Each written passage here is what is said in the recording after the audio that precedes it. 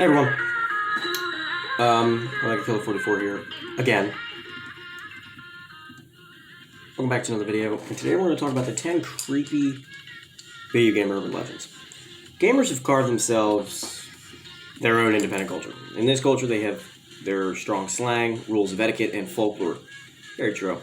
Everyone loves a good creepy urban legend, and gamers are no exception. This list is going to tell you the story of the creepiest urban legends in the history of gaming. Whoops, hold on. Number 10, Kill Switch. Kill Switch is a game that was supposedly created by Soviet gaming company Karvinia Corporation in 1989. Only limited copies of the game were produced, between 5,000 to 10,000 copies, and it was very popular among Soviet gamers. Of course. The game itself was a pioneer in the survival horror genre. You had to choose between two characters, a girl or an invisible demon. Okay. The goal of the game was to navigate through an abandoned coal mine while battling demons and coal monsters. Yep. As it was hard to navigate the game with an invisible character, people chose to complete the game with the girl character. Unfortunately, no one ever completed the game with the demon, because upon beating the game, all trace of it would be erased from your hard drive. In 2005, an unopened copy of the self-deleting game surfaced on eBay, where it was promptly bought for $733,000 by a man from Japan named Yamamoto. I don't even know frick how to pronounce that. This dude had planned to document his playthrough of the game on YouTube. The only video this guy posted was of him staring at his computer screen and crying. Number 9, Squall is Dead. Final Fantasy, I think it's 8 and 9, are two of the primary reasons 20-somethings will never be able to play a Final Fantasy game without being disappointed, because nothing can compare to them. These two games were ahead of their time and featured a handful of memorable characters. Squall is one of these memorable characters. He's the main character in Final Fantasy IX, and much like the Paul is Dead conspiracy theory about the Beatles, there are many who believe that Squall is dead as well.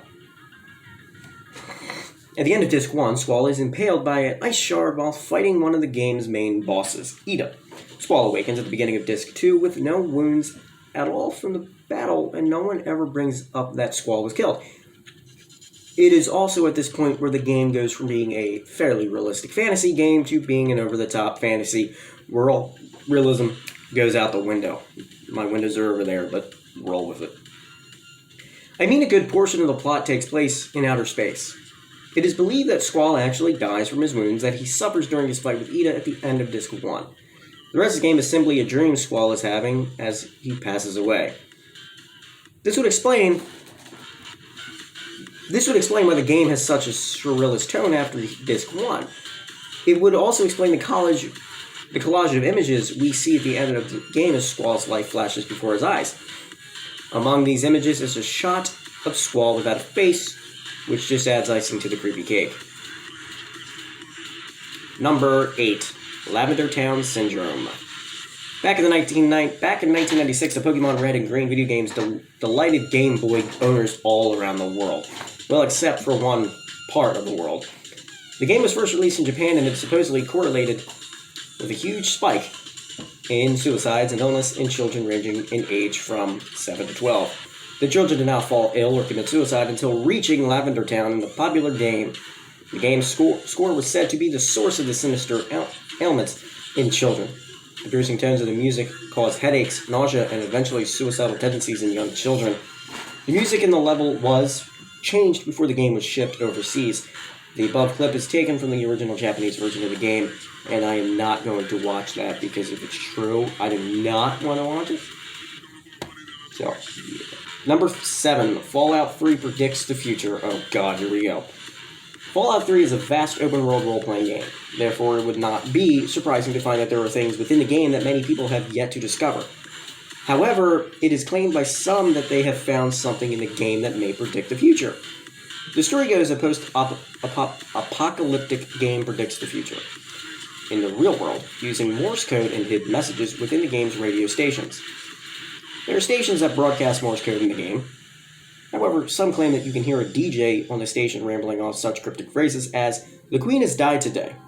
The world mourns, as on days like these, we were all Brits, and I can't believe Britney's actually won an Oscar." These phrases are followed by a series of numbers in Morse code that can be interpreted as dates. Whether or not the Queen will die on March 19th, 2014 remains to be seen. Well, she obviously didn't, because she's still kicking. Beth Dessa, the company that designed the game, denies that these cryptic radio stations exist. Well, of course they would. Number 6, Earthbound's final boss is an abortion. The above subheading is not a cheeky critique of the final boss battle in the game Earthbound, but it is meant to be taken literally. In the game, the cute characters essentially perform an abortion in order to kill the final boss, which is an alien that wants to destroy the world. In order to defeat the powerful alien Gygus, the main characters travel back in time where Gygus will be weaker. What is creepy is that when they travel back in time to fight the weaker Giga, he looks remarkably like a fetus. The game's creator has all but come out and said the final boss battle is an abortion. He has, however, admitted that the ending of Earthbound was inspired by a movie he accidentally saw as a child and was traumatized by, called The Military Policeman and Dismembered Beauty. Oh, God. Number 5. Herobrine. You already know where this is going. Minecraft is a game that is brilliant in its simplicity. You mine for different materials in a large open world, and it's now infinite, and use said materials to build structures, monuments, or whatever your creative mind can conceive. However, some players claim that something sinister is happening in their games. Some players claim to have found mysterious structures appearing on their maps. Others even claim to have seen the source of the structures, a mysterious, white-eyed version of the game's protagonist. Theories regarding the existence of Herobrine range from the logical, he is a glitch, to the extraordinary that Herobrine is the ghostly deceased brother, I know it, is a ghostly manifestation of the game's creator's deceased brother. Oh, I knew that theory forever. Mojang, the team behind Minecraft, do not do much to discredit the legend of Herobrine, as in many of the game's updates, they list that one of the improvements made is the removal of Herobrine. So Herobrine was real. You know, just play the game at 3:15, you'll find him.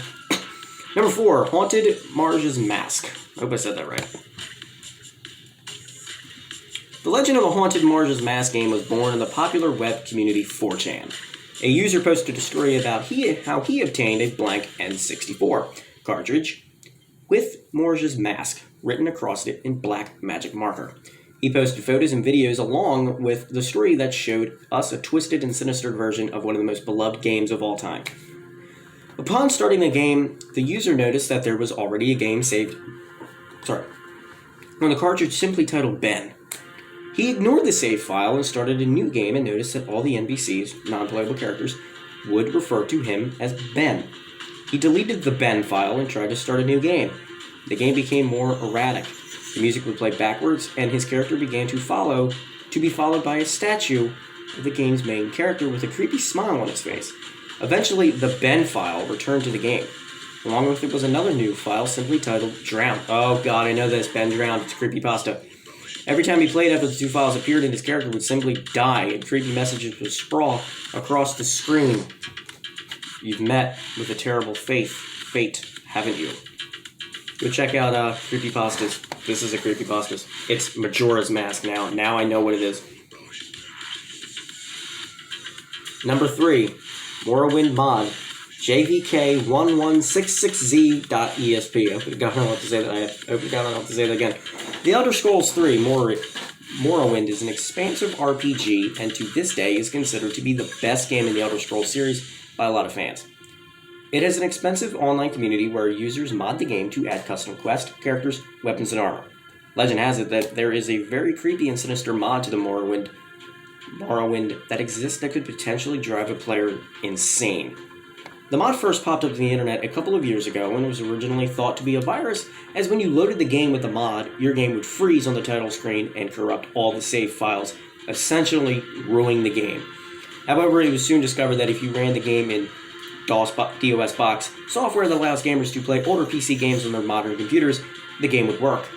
When the player starts the game with the mod, all the main characters in the game are already dead. Also, if you stay in one spot for too long, your health would slowly begin to deplete. If you died from standing still too long, a new character would reveal himself.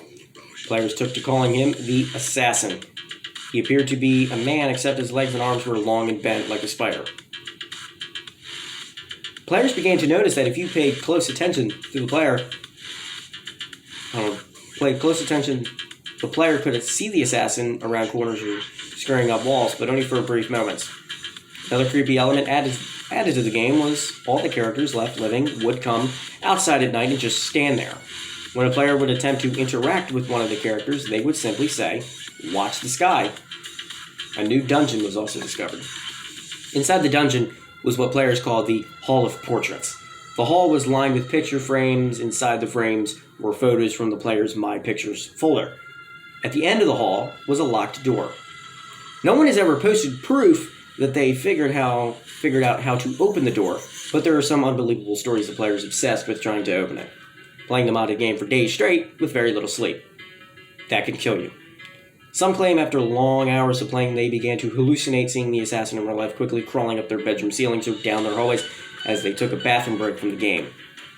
As fantastic as this story sounds, the creepiest part is that this mod does in fact still exist, or does in fact seem to exist, but download it at your own risk. Number 2, Berserk. Berserk is considered to be one of the greatest games of the arcade era of gaming. Who plays arcade games anymore? Anyone? It's like I don't. In the game, you battle an onslaught of robots. It also has one of gaming's most iconic boss battles in Evil Otto, which was a simple smiley face. Berserk also holds the macabre honor of being the first video game linked to the death of a person. The game would then go on to kill again a year later. Jeff Daly was the first person to die after playing Berserk in 1981, then again in 1982. A healthy 18-year-old named Peter Burk-Awaski was playing Berserk.